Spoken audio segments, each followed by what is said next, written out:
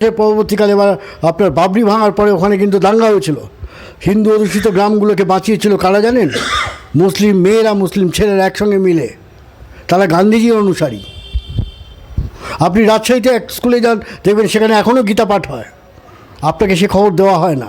আপনি রঘুপতি রাঘব রাজারাম শুনতে আপনি নোয়াখালীর গান্ধী মিশনে যান, দেখবেন সেখানে তাই এখনও হচ্ছে। আপনাকে সেই খবর প্রসাদ এতটা আগ্রাসী ভূমিকা নিয়েছিলেন, কিন্তু যেটা কেউ বলে না। এমনকি আমি আশা করেছিলাম আমাদের এখানকার হিন্দুত্ববাদীরাও বলবে যে পূর্ব বাংলার তখনকার কংগ্রেস নেতা অখিল দত্তর নেতৃত্বে, এবং সেখানে অনেকেই ছিলেন, সেখানে ধীরেন দত্তের মতো লোকও ছিলেন যিনি ভাষা আন্দোলনে একটা ভূমিকা নিয়েছিলেন, পরবর্তীকালে পূর্ব বাংলার ভাষা আন্দোলনে সবাই কিন্তু চিঠি দিয়ে আপত্তি তুলেছিলেন যে যদি বাংলা ভাগ হয় এর সুদূর প্রসারী ফল হবে এবং হিন্দু এবং মুসলমানের সম্পর্কের অবনতি ঘটবে, এবং অবনতি শুধু ঘটবে না, আগামী দিন আগামী ভবিষ্যতেও কিন্তু এটা একটা স্থায়ী ছাপ রেখে যাবে। আবুল কালাম আজাদের ইন্ডিয়া উইন্স দ্য ফ্রিডমে উনি নেহেরুকে এর বিষয়ে দায়ী করছেন। দেখুন, আমি মনে করি কি জানেন, আজকের দিনে দাঁড়িয়ে আমারও তো প্রবীণ হয়ে গেছি, চুল সাদা হয়ে গেছে, আমি সত্যি এটা মনে করি যে না, মনের দিক দিয়ে হলেও আসলে আমি দেখার জায়গায় থেকে দেখতে গিয়ে আমার মনে হচ্ছে ইতিহাস না শুধু কোনো নির্দিষ্ট লোকের কৃতিত্ব বা সে দায়ী, এটা বোধহয় ইতিহাসের ক্ষেত্রে বলা যায় না। স্বাধীনভাবে কথা বলতে পারবো। ফ্যাসিবাদে কি যত মত ততপথের জায়গা থাকে? থাকে না। এখন তো আমি বলতে পারি না যে ফ্যাসিবাদ এসে গেছে, সেটা আপনি বলতে পারবেন, কিন্তু আমি বলতে পারি যে ফিল্ম মেকার হিসেবে আপনি বলতে পারেন না ফ্যাসিবাদ না এখনই এসে গেছে, এইটা না করলে হতো, ওইটা না করলে হতো।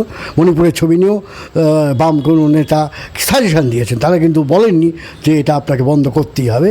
আর তৃণমূলের আমলে দেখুন, আমার নিজেই ছবি, মুসলমানের কথা খুব চর্চিত ছবি, উপমহাদেশের বাঙালি মুসলমানদের কাছে খুবই গুরুত্বপূর্ণ ছবি, 47 পরবর্তীকালে পশ্চিমবাংলার বাঙালি মুসলমানের যাপন, সেটা তো পুলিশ পাঠিয়ে দ্য গ্রেট মমতা বন্দ্যোপাধ্যায় বন্ধ করে দিয়েছিলেন।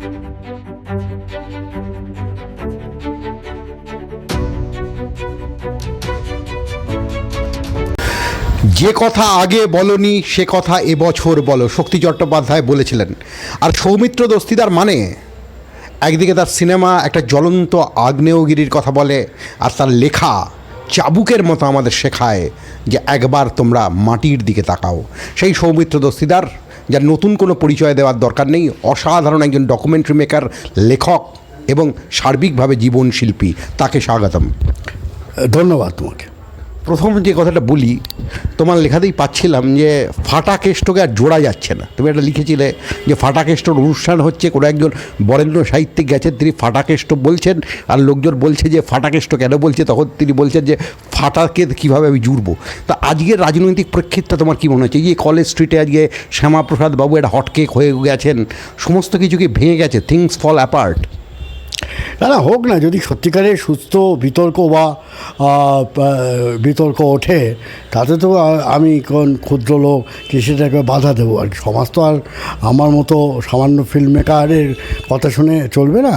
যা হচ্ছে গীতার বাণী মাথায় রেখে বলতে হয়, যা হচ্ছে তা ভালো, যা হয়েছিল তাও ভালো, যা হতে চলেছে সেও ভালো। আমি বিশ্বাস করি মাও সেতুংয়ের শত ফুল বিকশিত হোক এই আপ্তবাক্যে।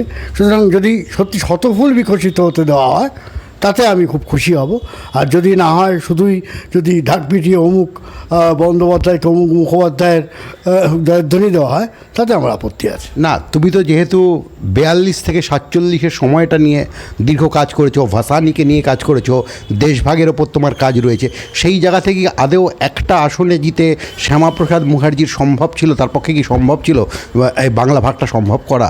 ফলে সামগ্রিক ইতিহাসের নিরিখে ব্যাপারটা বল। না, ইতিহাসের নিরিখে যদি সত্যি বলতে হয়, সেটা যেভাবে প্রচারের দৌলতে এখন শ্যামাপ্রসাদ মুখোপাধ্যায়কে অনেক বড় করে দেখানো হচ্ছে, উনি অত বড় ইতিহাসের নিরিখে কিন্তু ছিলেন না কোনো দিনই আর কি। উনি নিশ্চয়ই একজন প্রভাবশালী রাজনীতিবিদ ছিলেন। উনি স্যার আশুতোষ মুখোপাধ্যায়ের ছেলে, এটা মাথায় রাখতে হবে। 33 বছর বয়সে উনি উপাচার্য হয়েছিলেন, সেটা কেউ কেউ বলেন, নিন্দুকেরা বলেন যে সেটা বাবার সৌজন্যে হয়েছিলেন উনি। আমি ওইসব বিতর্কে যাব না, কিন্তু উনি নিশ্চিত অসম্ভব ভালো সংগঠক ছিলেন, ভালো বাগ্মী ছিলেন এ পর্যন্তই।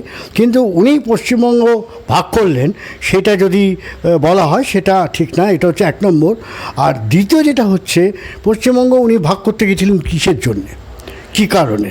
শুনুন, এইটা বলা হয় যে পশ্চিমবঙ্গ উনি ভাগ করেছিলেন, কিন্তু উনি যখন ভোটাভুটি হয় তখন যদি আপনি দেখেন তখন কংগ্রেসের 55 জন, আমি খুব ভুল না করলে, তারা কিন্তু ভাগের পক্ষে রায় দিয়েছিল। তারা এমনকি বামপন্থীদের দুজন, তখন অবিভক্ত কমিউনিস্ট পার্টির দুজন ভাগ মানে সমর্থন করেছিলেন 47-এর 20 জুন।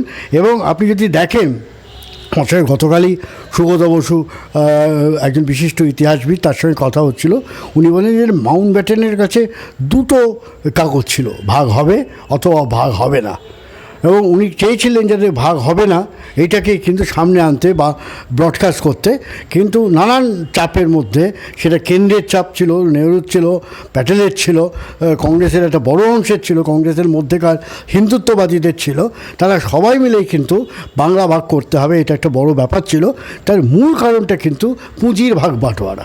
আপনি যদি দেখেন এই যে হিন্দু মহাসভায় উনি শ্যামাপ্রসাদ চলে এলেন এবং সভাপতি হলেন, অন্নদাশঙ্কর রায়ের যদি আপনি আত্মজীবনী দেখেন, যুক্তবঙ্গের ইতিহাস তো বটেই, এবং আপনি অন্যান্য বই দেখলেও দেখবেন শ্যামাপ্রসাদ মুখোপাধ্যায়কে জিজ্ঞেস করা হয়েছিল যে আপনি কংগ্রেস ছাড়লেন কেন। কংগ্রেস যখন ছাড়লেন তখন কিন্তু কুইট ইন্ডিয়া 42-এর মুভমেন্ট শুরু হয়ে গেছে, 43-এ ওনারা মন্ত্রিসভায় আছেন, তা সত্ত্বেও কিন্তু কংগ্রেসের সমস্ত বিধানসভার লোকজন পদত্যাগ করেছিলেন ইংরেজের বিরুদ্ধে, ভারত ছাড়ো আন্দোলনের পক্ষে। সিন্ধু ব্যতিক্রম ছিলেন, কিন্তু শ্যামাপ্রসাদ এবং হিন্দু মহাসভা কোনোদিনই ইংরেজের বিরুদ্ধে একটা কথাও বলেননি, বরং উনি চেয়েছিলেন যে ইংরেজের সঙ্গে কোনো না কোনোভাবে আপোষ করা যায় কিনা, এবং উনি বারবার এটা বলতে চেষ্টা করেছিলেন যে ভারত না ভাগ হলেও কিন্তু বাংলাকে ভাগ করতে হবে। এবং আমার বা কেন আপনি দেখবেন অন্যান্য গবেষণা যদি আপনারাও করেন তাহলে দেখবেন যে সমস্ত গবেষণাতেই বলা হচ্ছে যে তখন হিন্দু মহাসভা বা অন্যান্য যে হিন্দুত্ববাদী যে সংগঠনগুলো, তাদের পেট্রোনাইজ করতো কারা, সেটা হচ্ছে মূলত বিড়লা, খৈতান, অন্যান্য যারা ব্যবসায়ী সম্প্রদায় আছে, তাদের কাছে থ্রেট ছিল যে পাকিস্তানের পন্থী যে ইস্পাহানি বা অন্যান্যদের পুঁজি, এই পুঁজির যে দ্বন্দ্ব ছিল, সেই দ্বন্দ্বের কারণে কিন্তু বিড়লা পুঁজিকে সমর্থন করার জন্যে শ্যামাপ্রসাদ এতটা আগ্রাসী ভূমিকা নিয়েছিলেন। কিন্তু যেটা কেউ বলে না, এমনকি আমি আশা করেছিলাম আমাদের এখানকার হিন্দুত্ববাদীরাও বলবে যে পূর্ব বাংলার তখনকার কংগ্রেস নেতা অখিল দত্তর নেতৃত্বে, এবং সেখানে অনেকেই ছিলেন, সেখানে ধীরেন দত্তের মতো লোকও ছিলেন যিনি ভাষা আন্দোলনে একটা ভূমিকা নিয়েছিলেন, পরবর্তীকালে পূর্ব বাংলার ভাষা আন্দোলনে সবাই কিন্তু চিঠি দিয়ে আপত্তি তুলেছিলেন যে যদি বাংলা ভাগ হয় এর সুদূর প্রসারী ফল হবে এবং হিন্দু এবং মুসলমানের সম্পর্কের অবনতি ঘটবে, এবং অবনতি শুধু ঘটবে না, আগামী দিন আগামী ভবিষ্যতেও কিন্তু এটা একটা স্থায়ী ছাপ রেখে যাবে। ফলে পূর্ব বাংলাকে বা বাংলাকে ভাগ করাটা সমর্থনযোগ্য নয়। এখানে একটা প্রশ্ন, যেহেতু আপনি গভীরভাবে 42 থেকে 47-এর ইতিহাসটা নিয়ে চর্চা করেছেন, ওই মৃণাল সেন ভালো বলেছিল, একটা বোমও পড়ল না, 30 লক্ষ লোক মারা গেল, মানে মন্বন্তরে, 43-এর মন্বন্তরে, এবং তখন খাদ্যের সংকটও ছিল না, কৃত্রিমভাবে সংকট করা হয়েছিল যুদ্ধের জন্যে, সেখানে হিন্দু মুসলমান নির্বিশেষে মারা গেল। আবার যখন আজাদিন ফৌজের প্রশ্নটা এলো, তখনও হিন্দু মুসলমান নির্বিশেষে শহীদ হলো। তাহলে হঠাৎ করে এই সাম্প্রদায়িকতা কী করে জিতলো?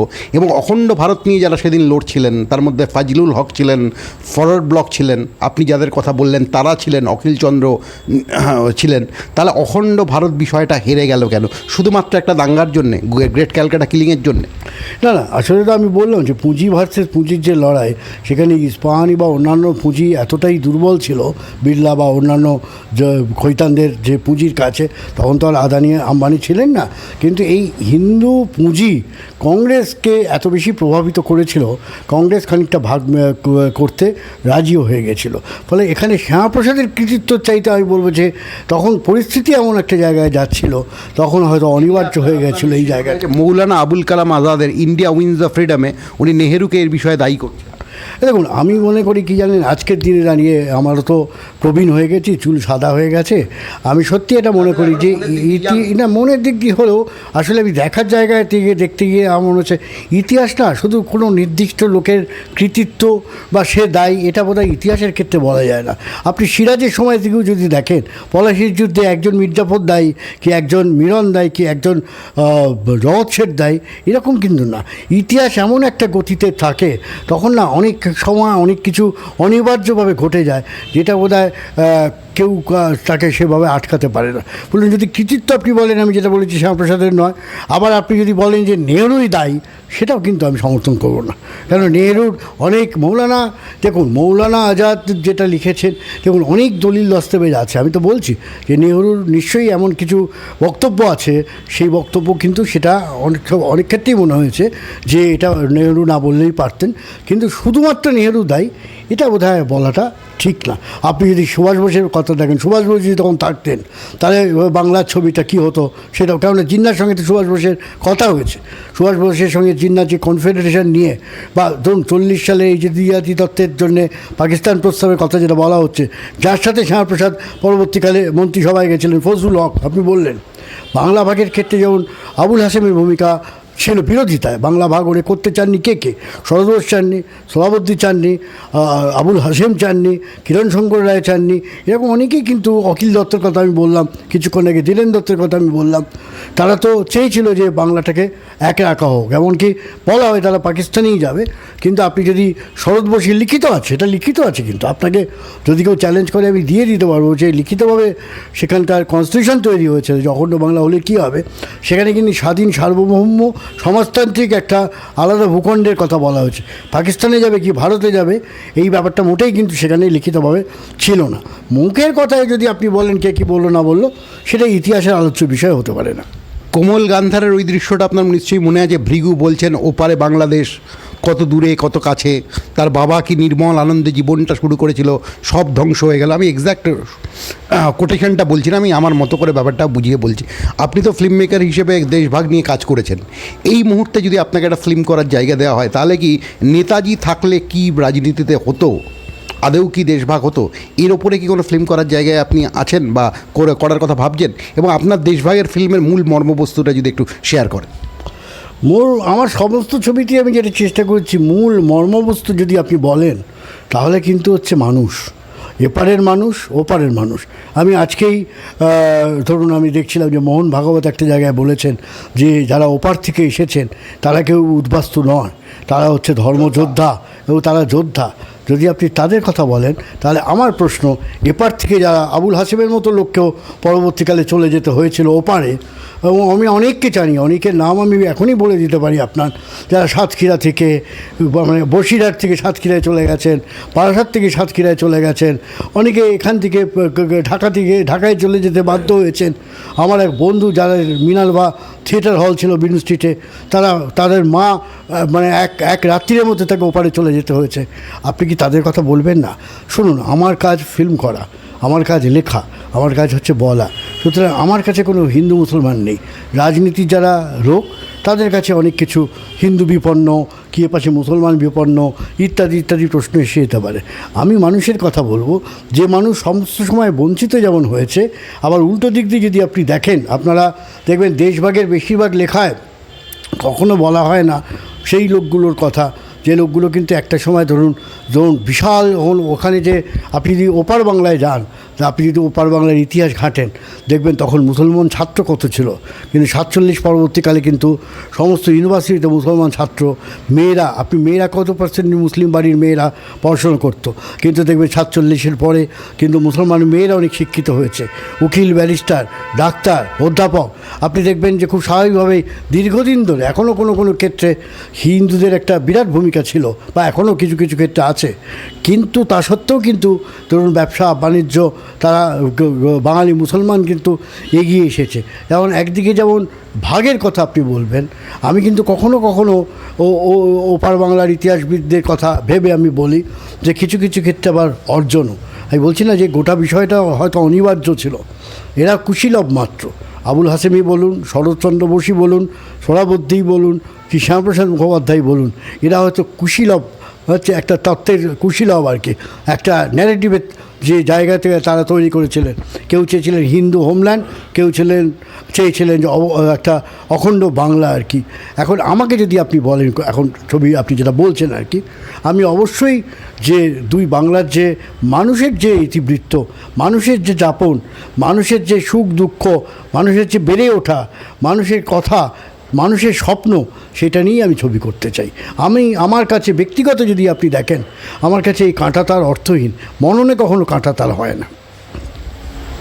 জালুক গদার তার সেই ছবিটা যেখানে তিনি দেখাচ্ছেন যে ফ্রান্সের ছাত্র আন্দোলন নিয়ে করছিলেন, সেখানে লং শটে তিনি একটা অদ্ভুত ধরনের ছাত্র আন্দোলনের বিষয়টা রেখেছেন।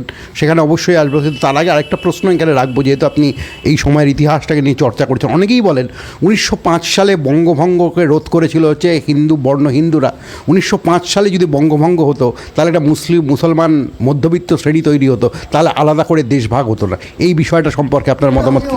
অনেকে যারা বলেন তার মধ্যে আমি সবচেয়ে বেশি প্রভাবিত হয়েছিল। অশোক মিত্র একটা বড় পোস্টে লিখেছিলেন, পরে ওনার সাথে আমার কথাও হয়েছিল অনেকবারই।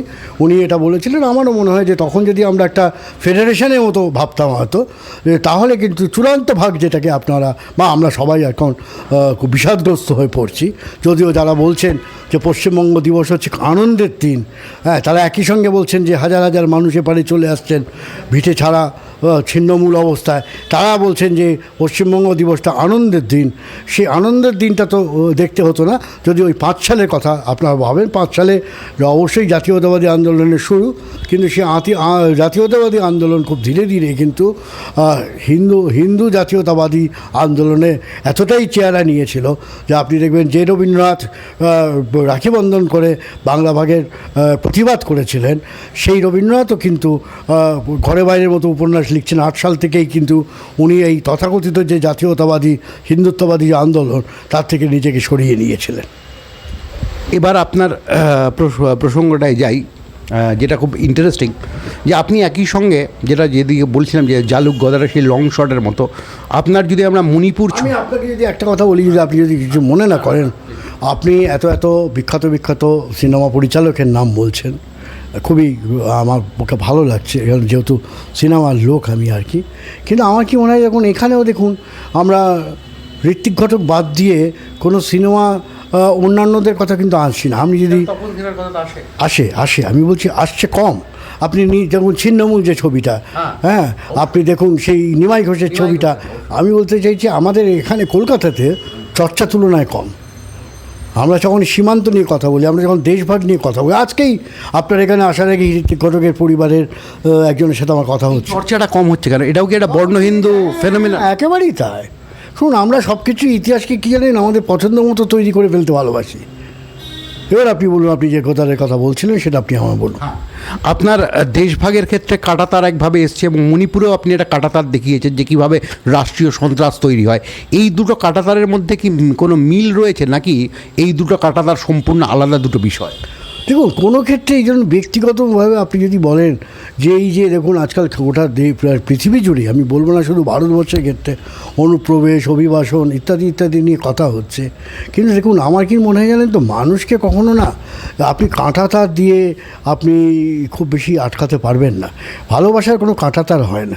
দেখবেন অনেক সময় দেখবেন ছোটো ছোটো খবর বেরোয় যে পাকিস্তান থেকে কেউ টপকে চলে এলো ভালোবাসার জন্য, কি জার্মানি থেকে কেউ বাংলাদেশে চলে গেল ভালোবাসার জন্য, কি কলকাতায় কেউ কোনো একজন কবি চলে এসছে। গুন্ডাগ্রাস আপনি দেখুন, এই যে কলকাতার রাস্তায় রাস্তায় ঘুরতেন, কেন ঘুরতেন? উনি কিন্তু ভিসা পাসপোর্ট করেই এসেছেন, কিন্তু উনি কী খুঁজতেন তাহলে? উনি খুঁজতেন নিজের স্পিরিটগুলো। আমি যখন বাংলাদেশে যাই, আমি কী খুঁজি? আমি কি শুধু ঢাকায় রাজভোগ খেতে যাই? না। এই ঢাকায় আমি খুব ভালো হোটেলে থাকবো বলে যাই? না। আমি কীর্তনখোলা নদী দেখি বরিশালে, আমি অবশ্যই পুরো ঢাকা গিয়ে লঞ্চ ঘাটেরগুলো তাকিয়ে থাকি। আমি কল্পনা করার চেষ্টা করি জীবনানন্দ দাশ হয়তো ওই রাস্তা ওইভাবেই বরিশালের ওই নদী পেরিয়ে উনি চলে এসেছিলেন। আমি কল্পনা করি স্বদেশী আন্দোলনের বিরাট জায়গায় দাঁড়িয়ে তারা একসঙ্গে লড়াই করেছে, হিন্দু ও মুসলমান একসঙ্গে মিলে লড়াই করেছে। এবার এই ভাগটা কে করেছে? ভাগ নিশ্চিতভাবে আপনি যদি পলাশের দিকে তাকান, নিশ্চিতভাবে ব্রিটিশ করেছে, ইংরেজ করেছে, কিন্তু সেটাকে লালন করেছে কিন্তু অবশ্যই এখানকার হিন্দুত্ববাদী দল। এবং পরবর্তীকালে আমি বলবো যে জিন্নাহ তো প্রথমে জাতীয়তাবাদী নেতা ছিলেন, কিন্তু নানান কারণে, ওনার ইগোর কারণে, ওনার একটা নিজস্ব ল্যান্ড পাওয়ার চাহিদা থেকে, আকাঙ্ক্ষা থেকে, উচ্চাকাঙ্ক্ষা থেকে এই জায়গাটা আস্তে আস্তে ধীরে ধীরে একটা আমরা ভাগ হতে শুরু করলাম। কাঁটাতার দিয়ে আপনি কাকে ভাগ করবেন? আপনার মননে ভাগ। আপনি যদি সোশ্যাল মিডিয়ায় দেখেন, এপারের লোকজনে গালাগালি দিচ্ছে, ওপারের লোকজন কখনো গালাগালি দিচ্ছে। কিন্তু আপনি যদি আমাকে বলেন যে সত্যি কি ওপারে গেলেই কি চক্রবর্তী পদবী হলে তাকে হেনস্থা করা হচ্ছে? না, হচ্ছে না। নতুন আপনি দক্ষিণ বাংলায় যান না, খুলনা, আপনার সাতক্ষীরা, আপনি বেনাপোল, আপনি এই যে বৃত্তটা ঘুরে বেড়ানো নড়াইল, আপনি যদি ওখানে যান আপনি গেলে দেখবেন যে নতুন নতুন মন্দির তৈরি হচ্ছে। এখন এইগুলো নির্মাণ, এগুলো দীর্ঘদিন ধরে আপনি যদি 46-এর দাঙ্গা দেখেন, তখন আপনি যদি সোমনাথ লাহিড়ীর লেখা পড়েন বা অন্যান্যদের লেখা পড়েন, মণিকুন্তলা সেনের কথা শোনেন, তাহলে আপনি দেখবেন যে সবটা তখনও নির্মাণ ছিল, নির্মাণের একটা ভূমিকা নিয়েছিল। আমাদের এখানকার দৈনিক পত্রিকাগুলো একটা নানান গুজব ছড়িয়েছিল। ভিক্টোরিয়া কলেজের মেয়েদের, হিন্দু মেয়েদের খুন করে তাদের শরীর টানিয়ে রাখা হয়েছে, তার কাটা, এগুলো কাগজে বিক্রি হতো, কাগজে ছাপা হতো তখন। কিন্তু বাস্তবটা কী ছিল? বাস্তবটা ছিল সেখানে না, এগুলো আপনি শোনেন, এটা শুনতে হবে। আমাদের সবচেয়ে সমস্যা হচ্ছে আমরা বলি, আমরা শুনি না। গুজরাট তো পরের কথা, আপনি 46 কথা বলুন, যেখানে সবচেয়ে বেশি অবদান ছিল, ইতিবাচক ভূমিকা ছিল কাদের? নিরন্ন ট্রাম শ্রমিকদের। হিন্দু মুসলমান একসঙ্গে ট্রাম শ্রমিকরা ভিক্টোরিয়া কলেজের মেয়েদের বাঁচিয়েছিল। সেইটা এই কদিনে কোথায় আলোচনা হয়েছে? আপনি রাস্তার নাম কাকে নিয়ে পাল্টাবেন? আপনি দেখুন না, ওই ট্রাম শ্রমিকদের নামে রাস্তার নাম পাল্টান না, যারা হিন্দু মেয়েদের আটকে ছিল, মুসলমান এবং হিন্দু নির্বিশেষে ভিক্টোরিয়া কলেজের সামনে দাঁড়িয়ে। আপনি তো তাদের কথা বলছেন না। যারা দাঙ্গা থামাতে গিয়ে যে সম্প্রদায় খুন হয়ে গেছিল, আপনি তো তাদের কথা বলছেন না। আপনি বলছেন একটা জায়গা থেকে একটা জায়গায় চলে যাচ্ছেন, আপনি কোথাও চলে যাচ্ছেন। যে মূলটা তাহলে কি? মূলটা শোনেন। যতদিন আপনার মধ্যে বিদ্বেষ থাকবে, আপনার মধ্যে ঘৃণা থাকবে, আপনি যে ধর্মেরই আপনি থাকুন না কেন, যে সম্প্রদায়ের আপনি হোক, ঘৃণা বিদ্বেষ নিয়ে কোনো সুস্থ কাজ হতে পারে না। সুস্থ প্রশাসন কেন, সুস্থ কোনো কিছু সংস্কৃতি হতে পারে না। আপনাকে মুক্ত হতে হবে। নোয়াখালীতে ভয়ঙ্কর দাঙ্গা ঘটে গেছিল। আমি নোয়াখালী গেছি, গান্ধীজি যেসব গ্রামে গেছিলেন আমি সেখানে গেছি, আমার সুযোগ হয়েছে। কিন্তু আপনি যখন গুজরাট বলছেন, গুজরাট পরবর্তীকালে আপনার বাবরি ভাঙার পরে ওখানে কিন্তু দাঙ্গা হয়েছিল। হিন্দু অধ্যুষিত গ্রামগুলোকে বাঁচিয়েছিল কারা জানেন? মুসলিম মেয়েরা, মুসলিম ছেলেরা একসঙ্গে মিলে, তারা গান্ধীজির অনুসারী। আপনি রাজশাহীতে এক স্কুলে যান, দেখবেন সেখানে এখনও গীতা পাঠ হয়, আপনাকে সে খবর দেওয়া হয় না। আপনি রঘুপতি রাঘব রাজারাম শুনতে আপনি নোয়াখালীর গান্ধী মিশনে যান, দেখবেন সেখানে তাই এখনও হচ্ছে, আপনাকে সেই খবরটা দেওয়া হচ্ছে না। কিন্তু আপনাদের দায়িত্ব, মিডিয়ার দায়িত্ব, চ্যানেলের দায়িত্ব, আপনারা বলুন যে সত্যি কথাটা কী। আমার কথা বিশ্বাস করবেন না, ডোন্ট ট্রাস্ট মি। আমি মিথ্যা কথা বলতেই পারি। আমি তো ঘোষিতভাবে বামপন্থী ফিল্ম মেকার। না, আপনি একদম ঠিক কথা বলেছেন। আমরা তো বারবার ধর্মনিরপেক্ষতার কথাই এই চ্যানেলটা গর্বের সঙ্গে বলে এবং জঙ্গি ধর্মনিরপেক্ষতার কথা বলে। আপনার কথা ধরে আমরা একটা জায়গায় যাব। আমার হাত বান্ধিবি, পা বান্ধিবি, কিন্তু মন বান্ধিবি কেমনে? অনেক দিন আগে সেই বাংলার সাধক যে কথা বলে গেছিল। এই মুহূর্তে যেহেতু বাংলাদেশ এবং ভারতের মধ্যে আপনার একটা নিত্য যাতায়াত চলে, এই দুই ভূখণ্ডের বাঙালিকে এই মুহূর্তে আপনি কিভাবে দেখছেন? একদিকে দুদেশেই ফ্যাসিবাদের আক্রমণ আছে, সাম্প্রদায়িকতা আছে, আবার মিলনের মহাকাব্য আছে। স্লোগান এই যে দুই দেশে এইগুলো আবেগ। ঠিক ওই বাংলাদেশে ঠিক কী কী হচ্ছে বলুন তো আমাকে? কোন কোন জেলায় কীভাবে হিন্দু আক্রমণ হচ্ছে আমাকে বলুন তো। আপনারা তো বলেন না, আমি কখনো বলি না। আমি আপনাকে ধরছি। ঠিক আছে, আমি বলছি রাজনীতি সমস্ত বামেরাও বলেছে। জুলাই অভ্যুত্থানের পর বামেরাও বলেছে যে হিন্দুদের জাতন দুপারের মৌলবাদ কাঁপা কাঁপা গলায় আছে। ওখানে জামাত আছে, ওখানে মৌলবাদ আছে, ওখানে নিষিদ্ধ অনেক ইসলামী গোষ্ঠী আছে। কিন্তু বিএনপি ক্ষমতা এলো কাদের ভোটে? ধর্মনিরপেক্ষ শক্তির ভোটে বিএনপি ক্ষমতা এসছে। হিন্দুরা কাকে ভোট দিয়েছে? বিএনপিকে ভোট দিয়েছে। কেন ভোট দিয়েছে? তার কারণ তারা ওখানে মৌলবাদকে আটকাতে চেয়েছিল। আপনার এখানে কী হয়েছে?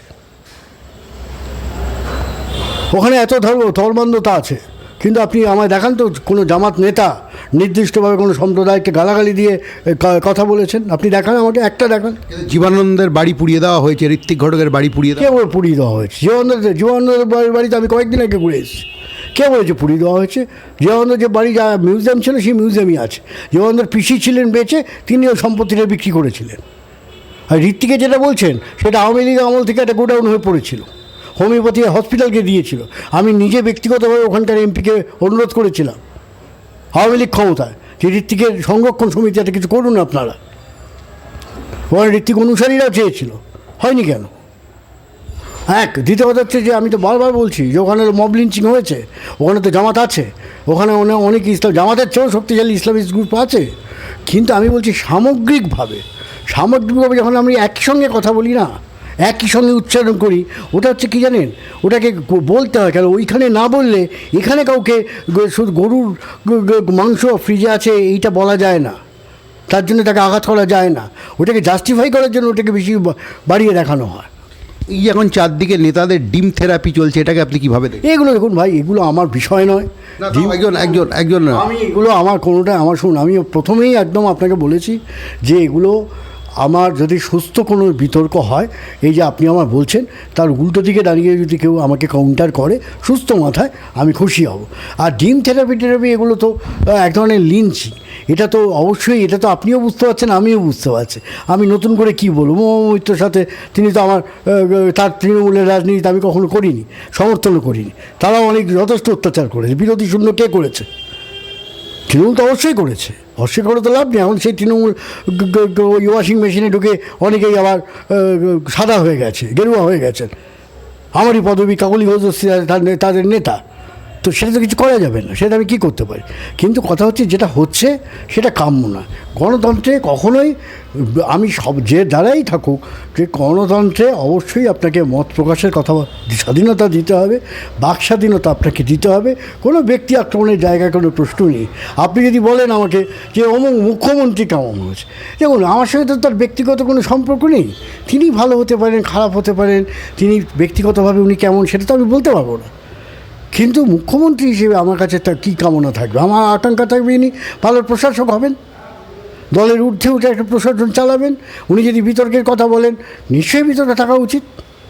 ফিল্ম মেকার হিসেবে শ্রমিক ভট্টাচার্যের সঙ্গে আপনার কখনো সাক্ষাৎ বা কথা হয়েছে? অনেকবার আমার সঙ্গে শ্রমিক ভট্টাচার্যের প্রথমেই সাক্ষাৎ হয়েছিল সতর্বাসা নালে বাসায়। তিনিও একজন বামপন্থী ফিল্ম মেকার, তার বাসায় কি নিমন্ত্রণ আমারও ছিল। গিয়ে দেখি তখন শ্রমিক ভট্টাচার্য ছিলেন। বামপন্থী ফিল্ম মেকার বলছেন, কী জায়গা থেকে নির্ধারিত হবে উনি বামপন্থী ফিল্ম? না, উনি ওই নির্ধারিত, উনি সারা জীবন বাবা ছিলেন তরুণ সাঙ্গাল, সিপিআই করতেন, বামপন্থী রাজনীতির কথা উনি বলেন। ফলে বামপন্থী রাজনীতিবিদ, এখন আপনি যদি বামপন্থা ডিফাইন করেন, অমুক করেন, সেটা তো আমার কাজ না। ঘোষিতভাবে উনি সাধারণ ক্ষেত্রে, যেহেতু উনি পুরনো কমিউনিস্ট পরিবারে বড় হয়েছে, উনি তো নাথুরাম গডসে বা কারোর হয়ে কোনো কথা বলেছেন বলে আমি অন্তত শুনিনি। আমি একটা নাম বললাম, আমার সে বন্ধু, সে আমার পুরনো বন্ধু, তার বাসায় গিয়ে শ্রমিক ভট্টাচার্যের সঙ্গে দেখা। না, সেটা তো আপনি আবার অন্য জায়গায় চলে যাবেন। ওরা অনুছবি তো এখানে আলোচনার বিষয় না, তাই না? এখন ওরা ভালো রাখতে পারে, খারাপ রাখে, সেটা অন্য আলোচনা। আমি তার বাড়িতে, টু দি পয়েন্ট হচ্ছে, তার বাড়িতে প্রথম শ্রমিক ভট্টাচার্যকে দেখি। তারপরে আমি যেখানে থাকি সেখানে একটা সেমিনারের ব্যবস্থা হয়েছিল। আমি সেখানে একটা মেলা হয়, সেই মেলার সেমিনারে আমি সুজন চক্রবর্তীকেও ডেকেছিলাম, আর শ্রমিক ভট্টাচার্যকে ডেকেছিলাম, এবং আরও বোধহয় দু একজন ছিলেন, কংগ্রেসেরও শুভঙ্কর সরকার ছিলেন। ফলে সেই শ্রমিক ভট্টাচার্যের সাথে তখন কথা হয়, ওইটুকু কথাই আমার হয়েছিল। উনি ঠিক সময় এসেছিলেন, ভালো লেগেছিল, ব্যাস। এর বেশি আমার সঙ্গে সত্যি কোনো পরিচয় কিছু নেই। আমার সঙ্গে কিন্তু কারোরই খুব বেশি পরিচয় নেই। আপনি যদি তৃণমূল কোনো নেতাকেও বলেন যে আপনার সঙ্গে অমুকের পরিচয় ছিল না, আমি খুব লো প্রোফাইলে থাকার চেষ্টা করি। আমি চট করে কারো বলছি, তাত্ত্বিকভাবে কোনো ডিবেট বা কিছু হয়নি কখনো? না, তাতে ওনার একটা ইনফরমেশান আমি বলেছি। উনি বলেছিলেন যে আপনি যদি যশোর থেকে খুলনা হেঁটে যান, একটা মন্দিরে আসতে পাবেন না। আমি ওনাকে 6টা ছবি দেখিয়েছিলাম, এখনও আরও 10টা ছবি দেখাবো। কারণ এখন এই কিছুদিন আগে আমি জবন হরিদাসের যে মন্দির, সেখানে গেছিলাম, যেখানে তিনি চৈতন্যের কাছে দীক্ষিত হয়েছিলেন। জবন হরিদাস, যে তার মন্দির নতুন 3 কোটি টাকা দিয়ে তার মন্দির হচ্ছে, উনি চাইলে আমি দেখিয়ে দিতে পারি, ব্যাস। আর দুটো প্রশ্ন করে আজকের মতো ইতি করব, আগামী দিনে আরও বেশি কথা বলার জন্য। এই মুহূর্তে আমরা যেটা দেখছি যে বিভিন্ন বুক ফেয়ারকে ধরে, ইত্যাদিকে ধরে, তথাকথিত হিন্দুত্ববাদী রাজনীতির একটা ওয়েভ তৈরি হচ্ছে। এটা কি বাংলা সংস্কৃতিকে সম্পূর্ণ বদলে দেবে? দেখা যাক, ভবিষ্যতের কথা আমি এখনই বলবো না, আগামী দিন পড়ে আছে। বুদ্ধদেব বাবুকে তুলে ধরা হচ্ছে। বুদ্ধদেবগুলো আমি এখন শুনি, আপনি এগুলো সব না আলাদা আলাদা বিচ্ছিন্ন বিষয়। এটা সামগ্রিক জায়গাটাই হচ্ছে, আমি প্রথমেই আপনাকে বলে দিয়েছিলাম যে যতমত ততপথ। যেমন রামকৃষ্ণদেব আবার শতফুল বিকশিত হোক, তেমনি হচ্ছেন মাওসেতুংয়ের কথা। এইটা যতদিন হবে ততদিন আমি আপনার সঙ্গে কথা বলতে পারবো, স্বাধীনভাবে কথা বলতে পারবো। ফ্যাসিবাদে কি যতমত ততপথের জায়গা থাকে না? এখন তো আমি বলতে পারি না যে ফ্যাসিবাদ এসে গেছে, সেটা আপনিও বলতে পারবেন। কিন্তু আমি বলতে পারি যে ফিল্ম মেকার হিসেবে আপনি বলতে পারেন না ফ্যাসিবাদ না, এখনই এসে গেছে, এটা তো এইভাবে বলা যায় না। বলা যায় কি? আপনি তাহলে ইন্টারভিউটা নিচ্ছেন কী করে আমার? আমাকে তো এখনও জেলে পড়া হয়নি, ফলে আমি তো এখনই বলতে পারি না যে ফ্যাসিবাদ এসে গেছে। আমি বলতে পারি যে একমাত্রিক মত আসার চেষ্টা হচ্ছে। একমাত্রিক মতের ক্ষেত্রে আপনি যখন বলছেন, আপনি যখন সোশ্যাল মিডিয়াতেও দেখবেন, আমি এটা লিখেছিলাম যে এই যে রাম বন্দনা করা হচ্ছে, যেটা বাঙালি সংস্কৃতিতে কোনোদিনই সেভাবে ছিল না। তার মানেই কিন্তু আপনি যদি ধরে নেন যে রামকে অসম্মান করছেন, আপনি ড্রিম থেরাপি হবে আপনার, এটা তো আমি কিছু করতে পারবো না, করতে পারেন আমাকে। কিন্তু আমি বলতে চাইছি এইটা এক, আপনি দেখুন আমাদের হিন্দু বলয়ে প্রচুর দেবতা আছে, ঘেটু থেকে শুরু করে মা মনসা, শীতলা থেকে শুরু করে মাখাল, মাখাল থেকে শুরু করে গঙ্গা, এবং সেটা অনেক জায়গায় হচ্ছে। আপনি দেখবেন সত্যনারায়ণের সিন্নি কারা দেয়, হিন্দু মুসলমান একসঙ্গে। গঙ্গা পুজোয় দরিয়ার 5 ফিট বদর বদর কারা বলে, হিন্দু মুসলমান একসঙ্গে জেলেরা বলে, কৈবর্তর সমাজ বলে। তাহলে কিন্তু দেখুন সেইগুলো আস্তে আস্তে সরে গিয়ে একটা একমাত্রিক হিন্দুত্ব এসে যাচ্ছে, সেইটা আমি সমর্থন করি না। এই আঞ্চলিক দেবতাদের মুছে যাওয়াটা নিশ্চয়ই এটা তো আমাদের বৈশিষ্ট্য। শুনুন, আমি তো আপনি তো ধর্মটাকে সৃষ্টি করিনি, কিন্তু ঘটনাচক্রে জন্মসূত্রে আমি আর আপনি দুজনেই তো আমরা হিন্দু পরিবারে জন্ম হয়েছি, এবং সেই হিন্দু পরিবারে আমি শীতলাকেও যেমন দেখেছি পূজিত হতে, আমি একই সঙ্গে কিন্তু দেখেছি সে আপনি যদি আপনি দক্ষিণবঙ্গে যান, আদিবাসী এলাকায় যান, আপনি টুসু দেখুন, ভাদু দেখুন, হ্যাঁ, একই সঙ্গে কিন্তু রাজনীত হয়েছে। এখন কি করছে, ছাঁচে ঢালা সংস্কৃতি, সনাতনী ধর্ম বলে একটা ছাঁচে ঢালা করা হচ্ছে। দেখবেন আমরা ছোটোবেলায় সীতারাম বলতাম, জয় সীতারাম। উত্তরপ্রদেশ বিহারে গেলে জয় সিয়ারাম। এখন শিয়া বা সীতা কোথায় চলে গেলেন, অন্তর্হিত হলেন, সেটাও তো আমাদের প্রশ্ন আছে। তো এই যে এইটা এক ধরনের পিতৃতান্ত্রিক ধর্ম, এটা হচ্ছে একটা পুরুষতান্ত্রিক কাঠামো তৈরি করা, কাঠামো নির্মাণ করা। এই নির্মাণ তো ফিল্ম মেকার হিসেবে আমাকে যদি আপনি স্বাধীনতা দেন, আপনি যদি আমাকে বাকরুদ্ধ না করেন, আমি সারা জীবন যতদিন বেঁচে থাকবো বলবো, ডিম খেলেও বলবো, জেলে নিয়ে গেলেও বলবো, একেবারে ফাঁসি দিয়ে দিলেও বলবো, আর কী করবো বল, যেতে যেতে বলবো। কথা মুখ তো বলে যে লিউকোপ্লাস্ট খুলুন, ফলে বাকরুদ্ধ তো আমরা করি না। আমার মনে হয় আমরা অনেকক্ষণ আপনার সঙ্গে আলোচনা হয়েছে। শেষ প্রশ্ন, ধন্যবাদ। শেষ প্রশ্ন, ধন্যবাদটা পরে দেবেন। হ্যাঁ, শেষ ঠিক। এবার যে জায়গাটা বলবো যে আপনি 3টে আমলই দেখেছেন, বাম আমল দেখেছেন অ্যাজ এ ডকুমেন্টারি মেকার, তৃণমূলের আমল দেখেছেন, আজকে এই নতুন আমল। কোন আমলে আপনার মনে হয়েছে যে শিল্পী অনেক বেশি স্বাধীন, বা আদেও মনে হয়েছে কি এরকম কোনো জায়গা? তুল্যমূল্য বিচার করলে বাম আমল নিশ্চয়ই একটা অনেক ধরনের স্পেস ছিল। বুদ্ধবাবু একটা এতে বা জ্যোতিবাবুরও একটা তো জায়গা ছিল, একটা পুরনো লিগাসি ছিল। মৃণালদা ছবি করতেন তখন, তারপরে আরও অনেকে ছবি করতেন, গৌতম ঘোষও তখন দারুণভাবে ছবি করছেন, উৎপলেন্দু ছবি করছেন। তুলনামূলকভাবে তো নিশ্চিতভাবে একটা খোলা হাওয়া তো তখন ছিলই। আমাদের যদিও অনেক সংকটে পড়তে হয়েছে, আমার ছবি নন্দন নিষিদ্ধ করে দিয়েছে, বাম আমলে নিষিদ্ধ করেছে, এরকম 2টো ইনসিডেন্ট আমি বলে দিতে পারি। তো বেচারি বামপন্থীদের এখন আমি আর চটাতে চাই না, তারা আমার স্বাভাবিক মিত্র। তবে এটাও ঠিক কথা, আমি পাশাপাশি সেটা বললাম যে বুদ্ধবাবু নিজে তো বটেই, তার আগেও জ্যোতিবাবুর সাথেও আমার পরবর্তীকালে পারিবারিক কারণে আমার দেখা হয়েছে, উনিও কথা বলেছেন। উনি যে ব্যান ট্যান করেছেন সেটা উনি ব্যান করেননি, অবশ্য মিথ্যে বলবো না, ব্যান্ড আমার তখন হয়নি। অনুরোধ কিছু এসেছিলো যে এইটা না করলে হতো, ওইটা না করলে হতো। মণিপুরের ছবি নিয়েও বাম কোনো নেতা সাজেশান দিয়েছেন, তারা কিন্তু বলেননি যে এটা আপনাকে বন্ধ করতেই হবে। আর তৃণমূলের আমলে দেখুন, আমার নিজেই ছবি মুসলমানের কথা, খুব চর্চিত ছবি, উপমহাদেশের বাঙালি মুসলমানদের কাছে খুবই গুরুত্বপূর্ণ ছবি, 47 পরবর্তীকালে পশ্চিমবাংলার বাঙালি মুসলমানের যাপন, সেটা তো পুলিশ পাঠিয়ে দ্য গ্রেট মমতা বন্দ্যোপাধ্যায় বন্ধ করে দিয়েছিলেন। এত মুসলমানদের কথা বলতে বলতে উনি তো একটি ছবি মুসলমানের কথা, এবং 47-এর পর এখনও পর্যন্ত একটিই ছবি ডকুমেন্টারি যেটা সমস্ত দেশেই বাঙালি মুসলমান অন্তত দেখে, সেটা তো মমতা ব্যানার্জি বন্ধ করে দিয়েছিলেন। আর এইটা তো এখন সবে এসছে, আমি এখনই কিছু বলতে পারবো না। ফলে একাকার স্বপ্ন, তর্ক, অর্থাৎ ঋত্বিক যেটা বলেছিলেন যুক্তি তক্ক গপ্প, আমরা একটা অদ্ভুত যুক্তি তক্ক গপ্পের সফরের মধ্যে দিয়ে গেলাম। অনুষ্ঠানটা কেমন লাগছে জানাবেন, ভালো লাগলে সাবস্ক্রাইব করবেন, নতুন বন্ধুদের কাছে ছড়িয়ে দেবেন।